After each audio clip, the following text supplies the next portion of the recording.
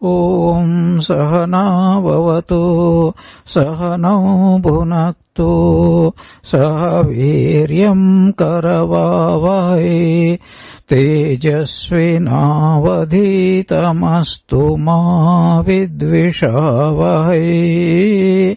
Om Shanti Shanti Shanti. Hari Om. Om. May He protect us both. May He nourish us both. May we both work together with great energy. May our study be thorough and fruitful. May we never hate each other. Om. Peace, peace, peace be unto all. Om Jananim Sharadam Devim Ramakrishnam Jagadgurum Pada Padme Tayo Sritva Pranamami Muhurmuhu. Om Sthapakaya Cha Dharmasya Sarvadharmasvarupine Avatara Varishtaya Ramakrishnaya Te Namaha. Today's class is on Sri Ramakrishna, the great master. Now, the most important point we have discussed in our last class. What was that? Those who attended. The Divine Lord had promised in the Gita, and that is a promise by an avatara for all times to come, that whoever relies completely upon me, I will provide whatever is necessary for them, and I will save them, protect them, and I will see that they reach me. So what does that mean? Whatever is necessary to maintain the body, whatever is necessary to maintain the mind, and whatever is necessary for spiritual practice, so that they can reach me and get out of this bondage of samsara, that is a promise. The Divine Lord, He said, Ananyas chantayanto mam e janaha paryupasate tesham nityabhiyuktanam yogakshemam vahamyaham. Swami Sharadanji particularly emphasizes this. People have lost faith that the Divine Lord is there and He is here and He knows everything, and if we totally depend upon Him, He will take care of all of us. And through His life, Sri Ramakrishna had demonstrated this to the whole world. How did He demonstrate? First of all, He never planned anything. Sri Ramakrishna never planned, I will go to Calcutta with my eldest brother, and I will live there. He never planned that I will become a pujari in the temple of Dakshineshwar Kali temple. In fact, if anything, he was only against it. He tried to persuade his eldest brother, this is not what our father would do. And for so many months he did not even touch the food there. So, but then once he became the pujari, his life was extraordinary. He did not plan, I am going to be a spiritual person. He was destined for that. In fact, his birth chart shows he would be living in a temple, and he is born with a part of Narayana, and he will start a new religious order, and he will be worshipped by practically the whole world. It was written in his chart. Anyway, this Viravatara, that is what happened. Sri Ramakrishna, what did he do? Did he go anywhere? I want to practice spiritual discipline. What shall I do now? What did he do? The only sadhana he did was, Oh Mother, I do not know what is right, what is wrong. I do not know what to do, what not to do. You please guide me. I am your child. And this is called Ananyaha Chintayanto. What a beautiful word. Chintayanta means thinking. Ananyaha means what? Na anyaha. Not thinking, what shall I do, this or that. Simply he was thinking only one. I surrender myself to the Divine Mother and let her guide me whatever she wants me to do. You remember the famous incident when Totapuri came. Totapuri offered to Sri Ramakrishna that I will give you sannyasa. Sri Ramakrishna did not see this person and say, you are a great monk, would you give me sannyasa? He never said. On the contrary, the sannyasi recognized him and said, you are fit for sannyasa. I will give you sannyasa. Are you ready? What was Ramakrishna's answer? He said, I don't know whether I should take sannyasa, not take sannyasa, what should I do, what I should not do. I have absolutely no idea. I will go and ask my mother. So he went and asked the Divine Mother. This man comes suddenly and says, what shall I do? Mother says, it is for your sake I have brought him. It is for your sake, etc., etc., etc. It is for your sake I brought you to Calcutta. It is for your sake I made Rasmani marry Rajchandra. It is for your sake I commanded her to construct the temple. It is for your sake I prevented any Brahmin from officiating in the... Just imagine if suppose some other Brahmin had accepted. What would be the role of Ramkumar? Absolutely nothing. You see the drama. Nobody accepted it. By whose will? By the Divine Mother's will. And Sri Ramakrishna protested that no, you should not go and do worship like other Brahmins. Our father would never have done, as though he knew his father very well. That was his idea of his father. Then, when he took up the priesthood, then I do not know what to do, what not to do. Then, where is my guide? How can I progress in spiritual life? Nothing. Mother, I depend upon you. That's why Sri Ramakrishna sadhana progressed on two fronts, two stages. First time, spiritual practice until he attained the highest without the guidance of any guru, accepting the intuitive guidance of what he used to call my mother. Completely. There is symbolic significance also. We discussed it. What is the significance? In future, suppose there is somebody and he doesn't know anybody who could guide him, you don't need to worry. If you are earnest, pray to God, and God knows how to provide you a way how you can reach God. That is the symbolic. But at the same time, for most of us, we do not have that much of faith, that much of willpower. We have to go step by step. For them, by following the footsteps of scriptures. And for that second time he did it. And that is what we were discussing. This is the first time how he progressed in spiritual life without the guidance of any external gurus, accepting his own purified inner guide, which is his own mind in the form of the Divine Mother. That's very important for us to understand. We discussed two things in our last class. What happened to him after he had the first full vision of the Divine Mother, first as pure consciousness, and second in the form of his Ishtadevata, the Divine Mother. Second point is what we just now mentioned, that Sri Ramakrishna's life is a living demonstration of that promise of Bhagavan Krishna, that whoever totally depends upon me, I will take care of him in every way, physically, morally, and spiritually. Now, physically, we know he was provided. Sri Ramakrishna himself used to say, how many? 5 providers, physically. And morally, Divine Mother was providing. Though it will come in later on, I will give you 1 or 2 instances. For example, one day, what he said, he went to a devotee's house and he was suffering from stomach pain, and the other person, I think it was Shambhu Malik, and he offered a bit of opium so that, pain will be, at least he can cope with the pain.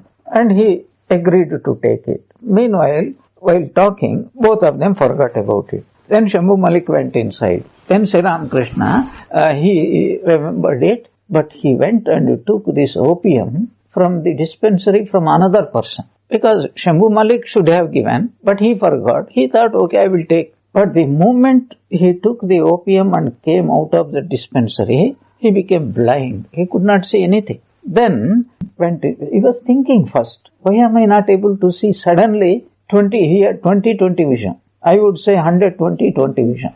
What do I mean 100/20 vision? 20/20 vision means we see only physically correctly. 120/20 vision means he could see not only physically, he could see also the mind, He used to say, whenever I look at people, I see that, like, in glass cases, things are kept. Like that, this body becomes a glass case. He could see our samskaras. This is the 40/20 vision. But he could also see the Purva Janmas. This is the 120 by 20 vision. Yeah, he could see. That is how he used to guide people. In this life, you can achieve only this much, not more. But there are some people, they will achieve. Accordingly, he will guide. He did not promise everybody will get liberation in this life itself. According to their development, everybody he would accept, but he would guide them. This is what do I call Divine Mother did not, even though he was not thinking, why did I accept this opium from this person? That was not the agreement. What was the agreement? He will take only from the Shambhu Malik. That would have been legal. So this is one. The next point is even more important, that he did not know why he was not able to see. He was totally unconscious. But the mother, he had surrendered himself to the mother. So mother will not allow him to deviate from the path of morality, truth. But she gave him, perhaps I have taken this, I should not have taken this. So in a very peculiar situation. So he went back, and then by the time the dispensary man also closed and went back. So he put his foot there, here is your opium, he threw it there, and then everything became 2020. And then he came. This is one instance. Another instance, the Ramakrishna said, I am a monk. A monk by promise should not store anything. He said one day, I kept something, somebody gave, and then he could not move. Then he was thinking, why am I not able to move? I should not carry anything given by people. Carrying means what? Storing. Storing means what? I don't depend upon God. I depend sometimes upon God, sometimes. So first application to God, and after that if he doesn't reply, then I depend upon somebody else. This is what we do. It is the other way around. First we depend upon people, and when there is absolutely no reply, then Sankata Kale Venkata Ramana. That is the last resort. Apply. But Sri Ramakrishna, he had completely surrendered. That's why he could not carry. The moment, so many incidents are there.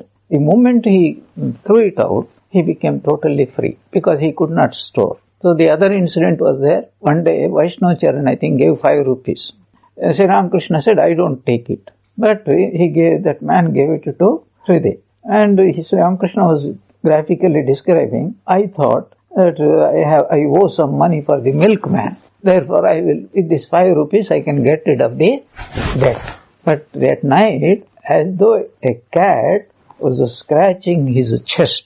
So he called Hriday and said, go now and return that money. I cannot store. Why was this happening? Why was this happening? Divine Mother will not allow you. You have taken a vow as a monk that you depend totally upon the Divine Mother and not upon anybody in this world. That is why when a sannyasi goes out for bhiksha, you know how he begs? There is a formula. The formula is Bhagavati Bhiksham Dehi. Om, Divine Mother, give me bhiksha. It is not any person, but the Divine Mother through others gives the bhiksha. That is why it is called bhiksha. Bhiksham Dehi Kripa Avalambanakari Mata Annapurneshwari. There is a beautiful Annapurna Stotram by Shankaracharya, Shankaracharya. Bhiksham Dehi. Who gives bhiksha ultimately? It's only the Divine Mother. Mata Annapurneshwari. Bhiksham Dehi Kripa Avalambanakari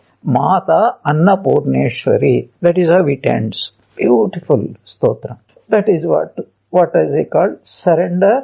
God takes care of morality. Spiritually, Ramakrishna did not seek any guru, and he did not know where the gurus were. He did not even know what to do, what not to do. The Divine Mother from within inspired him. Now you undertake this particular sadhana. Next time you undertake some other sadhana. Like that, one after the other, the moment she gives inspiration in a particular path, the guru who could appropriately guide that Sri Ramakrishna, he will come to. But this is the second part.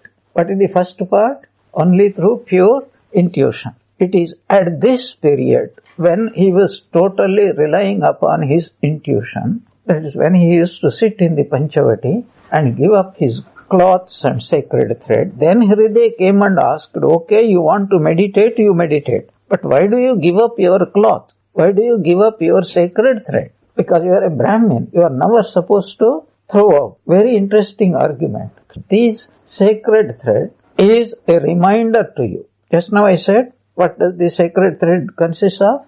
3 strands. What are these 3 strands standing for? Control, perfect control of gross body, subtle body, and causal body. Control means, it's very interesting. Whenever you control something, what you control and you who control are totally separate. I will not go today into that aspect because it's a very important aspect. That's what slowly we will come to. Mind control means you are separate from the mind. Emotional control means you are separate from the emotion. That is what it really means. 2 points we discussed in our last class. First point was, what are the changes that took place automatically based upon a psychological principle. What was the principle? Every experience brings knowledge, and every knowledge must bring about a change, appropriate change in the outlook, conduct, reaction, action and reaction of each one of us, any type of knowledge. And what were the changes that came after Sri Ramakrishna had his first vision? That was the point we are discussing. Now, here, Swami Sharadananji brings an important point. Sri Ramakrishna now was a spiritual sadhaka, spiritual aspirant. And there are spiritual aspirants and spiritual aspirants of all sorts, of all degrees. Person with 1 degree of spiritual aspiration and another person with 100% of spiritual aspiration. There is a tremendous amount of difference. But even among people of 100% spiritual aspiration, all are not same. And usually these type of people are divided into 4 categories. We discussed earlier. Who is it? A realized soul belongs to the lowest category. An Acharya like Shankaracharya, Ramanujacharya belong to the much higher category. And a person like Ishwara Kotis like Narada and Shukadeva and Swami Vivekananda, etc. belong to, or they are also called Avatara Parshadas, the companions of an incarnation of God. That is the 3rd highest category. But even more power, who are the Avataras. But according to Swami Vivekananda, there is one incognito class who is even more powerful than an incarnation. But they never come into public limelight. They will be living in caves, but the ideas they live, they become broadcast and they influence the world. There is something very strange. I will just give one mention and stop it there. If we study history, at different points of history, something peculiar happens. For example, 2500 years back, several great personalities in spiritual realm had born practically at the same time. For example, Buddha in India, Lao Tse in China. As if the same power is manifesting in different corners of the world at the same historical period of time. So there is a curious phenomena. When a scientific discovery is about to be done, the ideas spring to the minds of people, to different people of that one particular idea in different places. For example, the idea of evolution. Who ultimately got most fame as a propagator of the evolution theory? Charles Darwin. But the same idea in his contemporaries also, it is raised. The difference is, if Charles Darwin had waited another 6 months, the other man would have published his work and he would have got it. And this idea of wireless, for example, another example, Jagadish Chandra Bose, he had that idea. Then another man, Marconi is supposed to have credited for that, wireless, but there was another man who had discovered that principle much earlier than even Marconi. But for some peculiar, what is called karmaphala reason, that he could not publish it earlier enough. Whoever published, not that person alone had discovered, the same idea seemed to be percolating in different brains at the same time, but who will get the recognition credit for that is a different issue. Now, what was the point I was trying to mention? the divine manifests the same idea more or less in different people's mind at different geographical locations, practically at the same historical moments. And this you call it coincidence or whatever you call it, this is seen in many ideas in the... Anyway, coming back to our Sri Ramakrishna, we are talking about the differences in the 100% spiritual aspiration. There is a lot of difference between incarnations, bodies, and the bodies of ordinary people. What is the difference? There is something very difficult to define, but according to Sri Ramakrishna, the bodies of incarnations are mostly consisting of which guna?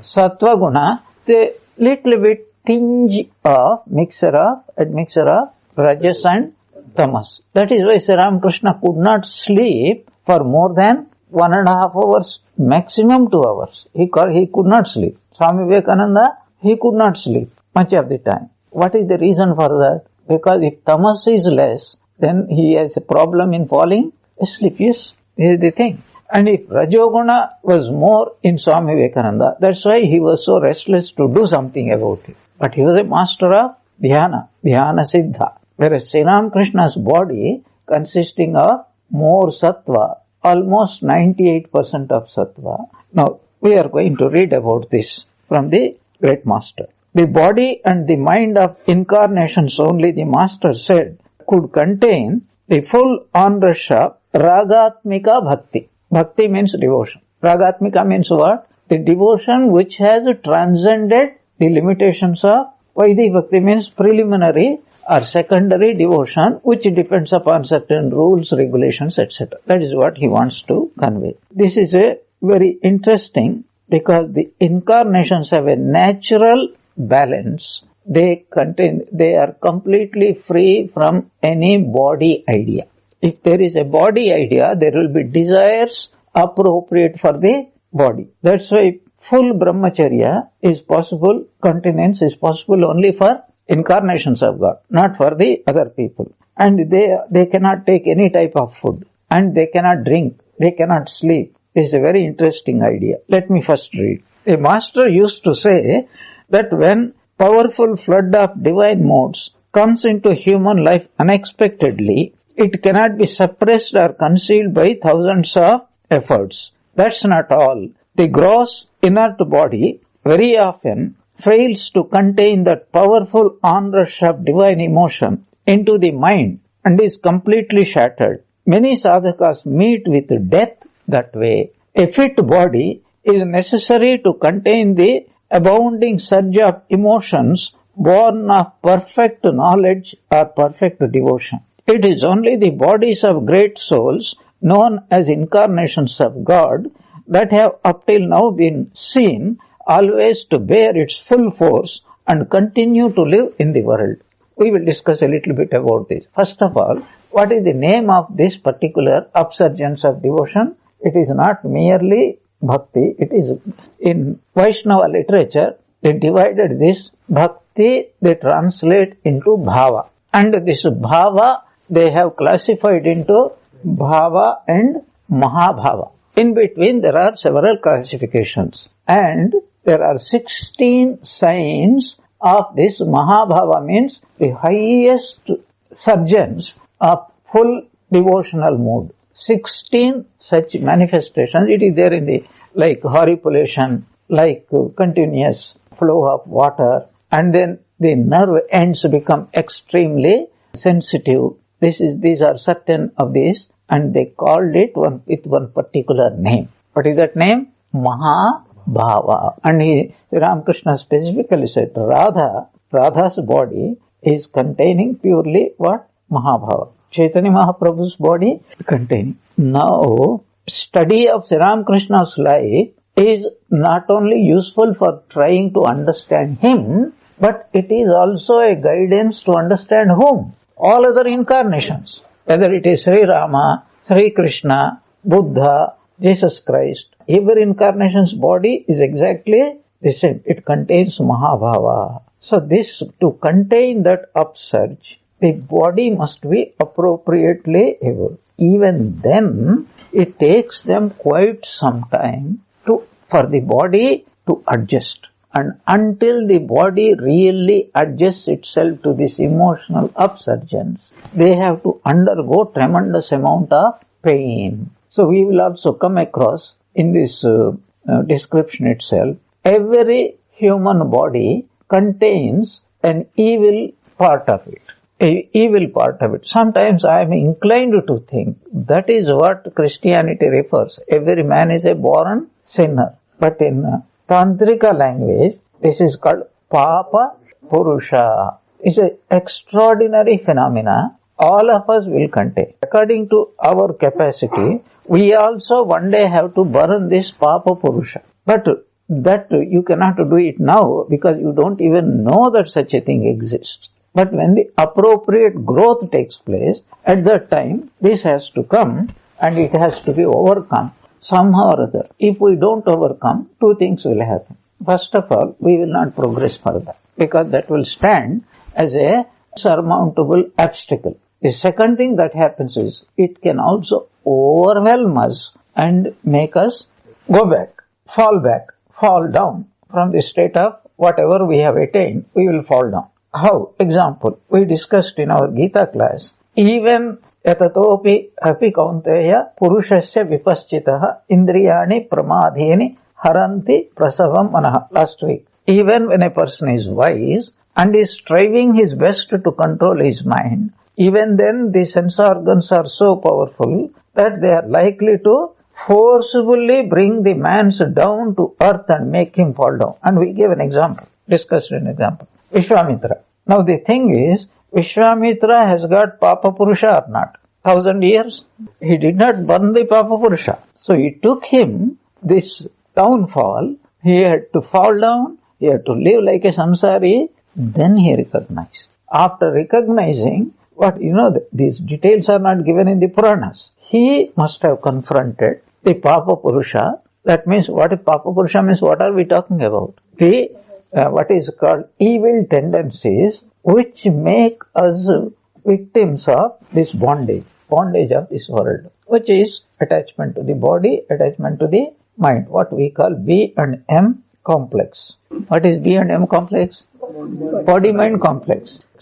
What is Papa Purusha? That which has a tendency to identify ourselves with this body and mind very strongly, and this is called Chit Jada Grandhi. It is a knot in Tantric language. Chit means consciousness, Jada means anything inert, body and mind, and whatever brings and ties them very strongly is called Chit Jada Grandhi. We have to burn it out. And Sri Ramakrishna had to burn out this Papa Purusha 3 times, not first time, 1 time, 3 times. Anyway, what are we talking about? When these powerful emotions surge out, it is very difficult for even them to even control them. But slowly their bodies are meant as examples, as powerhouses, as a house of compassion for others to be distributed. They store electricity for other people's benefits. These people's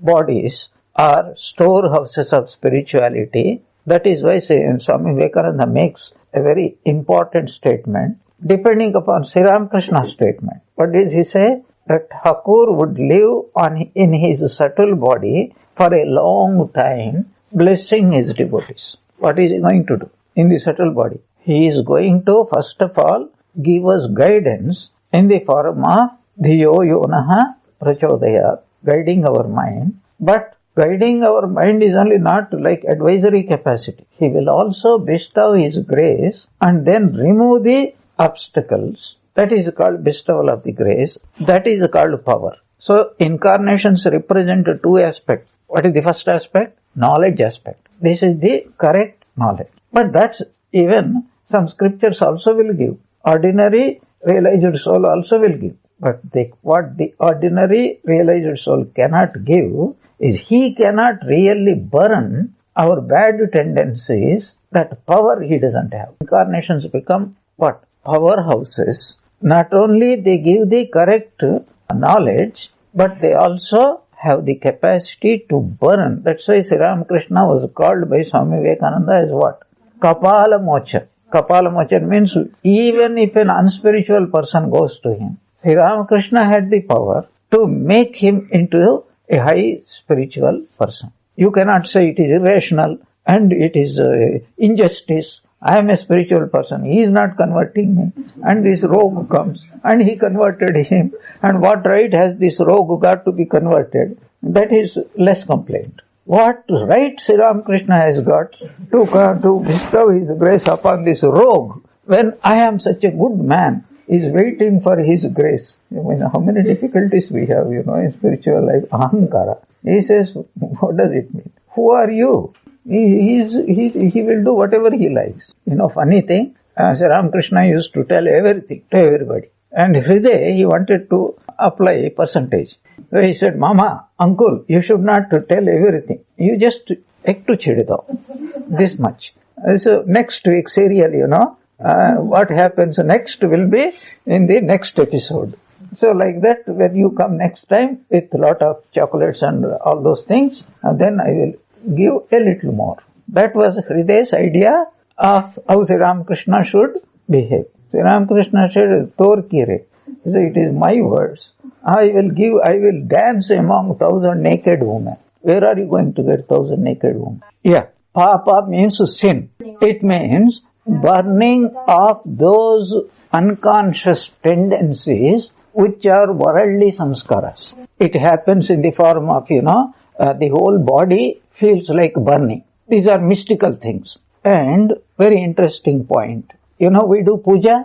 In the puja, there is a process. This is called Bhuta Shuddhi. Every day, the worshipper has to feel this burning of Papa Purusha during the process of worship. Bhuta Srangata Chara Sushumna Patihena Jiva Shivam Paramashiva Pade Yojayami Swaha Om Yam Linga Sariram Soshaya Swaha Om Ram Sankocha Shariram Daha means Baran Swaha Om Paramashiva Sushumna Patihena Mula Srangata Mulla Solasa Jvala Prajvala Soham Hamsa Swaha. As the Kundalini, mentally, imaginatively is raised from the Muladhara. As it goes, it first burns the subtle body, dries the subtle body. Then it burns the subtle body. Then it goes and becomes one with the Paramashiva, who is supposed to be residing at the 1,000-petaled lotus. And having the Shiva and the Shakti become one there, it is the sadhaka, the pujari, the worshipper is supposed to bring it through the path of Sushumna and establish that Shiva and Shakti in the heart in the form of one's chosen ideal. Every day, if a person is worshipping, he has to do this. This is called Bhuta Shuddhi. Bhuta Shuddhi means what? Purity. Bhuta means what? Bodily, subtle body and causal body. So this was what Sri Ramakrishna was talking to, that physically he had to burn. But the peculiar thing was, he said, one day I was sitting at the Panchavati and suddenly I saw this black with red eyes, one ferocious looking demon-like person coming out of my body, and he was reeling as though he was a drunkard person. And immediately after that, he saw a Paramahamsa with a trident. And then Sri Ramakrishna said, Mother, you kill him, like that. And then the Paramahamsa killed that Papa Purusha, and then this burning sensation came to an end for some time. During my talks also, I discussed another important point. Shiva always carries a trident. You know what is a trident? Trishula. Shula means only 1 point. Trishula means 3 points. Trident. That's why it is called trident. Why trident? 3 bodies. Bondage means bodies. How many bodies? 3 bodies. Gross, subtle and causal. Therefore, Shiva doesn't deal in retail. He deals only wholesale. He doesn't first kill Sthola Sharira, then kill subtle body, then afterwards kill at one stroke. He kills all the 3 bodies. That is the Trishula. This Paramahamsa has this Trishula, and Sri Ramakrishna prayed, Mother, you please kill this person. And the burning sensation came. down. This sensation Sri Ramakrishna had 3 times. These are most of the things we are discussing intellectually, but actually they are mystical things. They are mystical things. Because those who don't know, don't have faith, they cannot even understand. You tell to any person and they, hey, Papa Purusha, come out. He will make your Papa Purusha come out. Because they don't have faith that there is something called that element of bondage in the form of, that is what it means.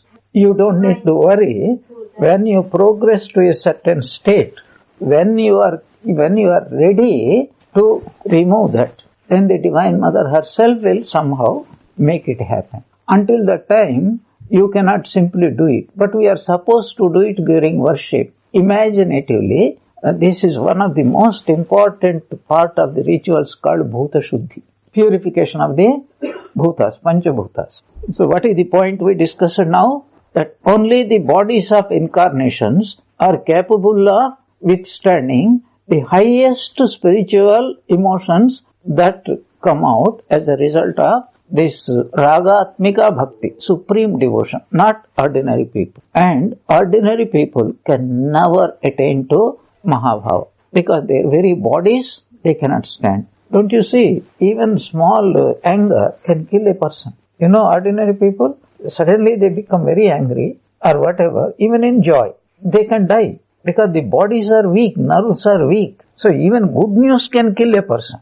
These are highly things our rishis have designed. Even when you do puja, mentally, imaginatively, you are supposed to dwell upon them. And we discussed elaborately, when Sri Ramakrishna used to do puja, every one of the mantras used to be directly experienced by him. For example, when he said Ram, Ram is the bija mantra for what? Fire. Every worshipper is supposed to sprinkle a little water all around him, uttering the bija Ram. The moment Sri Ramakrishna uttered, he could see a wall of fire rising up, protecting him from all these malevolent agents. That brings another subject. Are there malevolent beings? Yes, there are.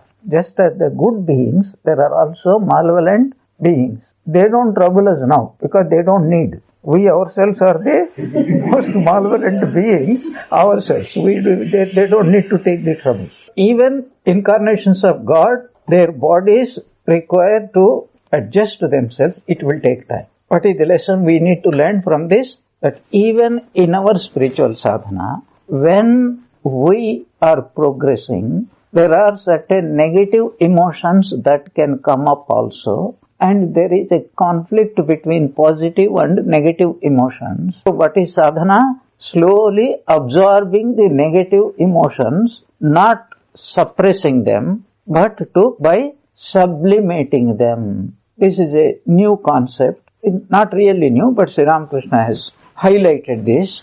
You can never suppress any of these emotions. And I also have mentioned in the past, there is nothing called negative. Something is negative, when we put it, use it for a negative purpose. But if the same negative purpose is used for a positive purpose, then that itself not only it doesn't become an obstruction, positively it helps us move forward. Example, supposing somebody is very angry person. Now, anger is normally supposed to be a negative emotion because it brings a negative results. But if the same anger is recognized, accepted and directed in a positive way, then it not only doesn't bring any negative results, but it positively helps us move forward. What is the positive mood of anger, for example? You have to be crystal clear in these matters. Anger means usually towards other people or circumstances. So now in this case, that anger should be directed against whom?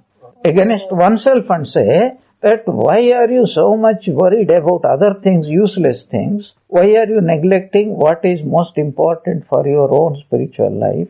Get angry with yourself and then you punish yourself and then you move. That anger itself will turn into positive energy to push us towards God. This is how Sri Ramakrishna said, every negative emotion has got a positive content, provided we know how to use it positively. That is how most of the time what happens is we keep separate negative emotions. Either we suppress them or we try to keep it separate so that it doesn't affect. That's not going to work out in the long run. What we need to do is to recognize it, to accept it, and to use it in a positive manner. Whether it is kama, krodha, lobha, moha, mada, matsarya, whatever it is, we will slowly discuss these points in our future classes. Om Shanti Shanti Shanti.